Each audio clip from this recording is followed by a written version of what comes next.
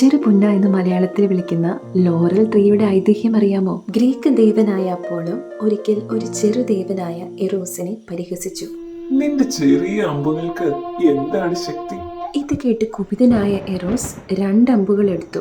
അതിൽ പ്രണയത്തിന്റെ സ്വർണ്ണ അമ്പ് അപ്പോളോയുടെ ഹൃദയത്തിലേക്കും വൈരാഗ്യത്തിന്റെ അമ്പ് ഡാഫ്നി എന്ന വനദേവതയുടെ ഹൃദയത്തിലേക്കും അയച്ചു. അമ്പിന്റെ ശക്തിയിൽ കുടുങ്ങിയ അപ്പോളോ, നീ എന്റെ ഭാര്യയാവണം, ഞാൻ നിന്നെ സ്നേഹിക്കുന്നു എന്ന് പറഞ്ഞ് ആ സുന്ദരിയെ പിന്തുടർന്നു.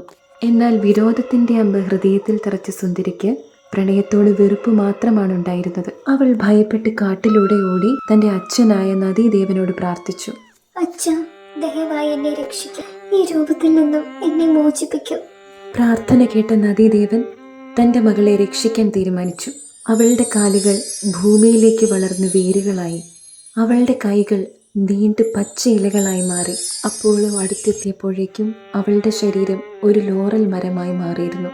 മരമായി മാറിയ ഡാഫ്നിയെ നോക്കി അപ്പോളോ വളരെ ദുഃഖത്തോടെ പറഞ്ഞു, നിന്നെ നേടാനായില്ലെങ്കിലും എപ്പോഴും ഞാൻ നിന്നെ എന്റേതായി തന്നെ കരുതും.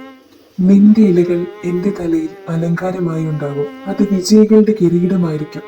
നിന്റെ മഹത്വം എന്നും നിലനിൽക്കും. ഇതുകൊണ്ട് തന്നെ പുരാതന ഗ്രീസിൽ വിജയികൾക്ക് ലോറൽ മരത്തിന്റെ കിരീടം അണിയിക്കാറുണ്ടായിരുന്നു.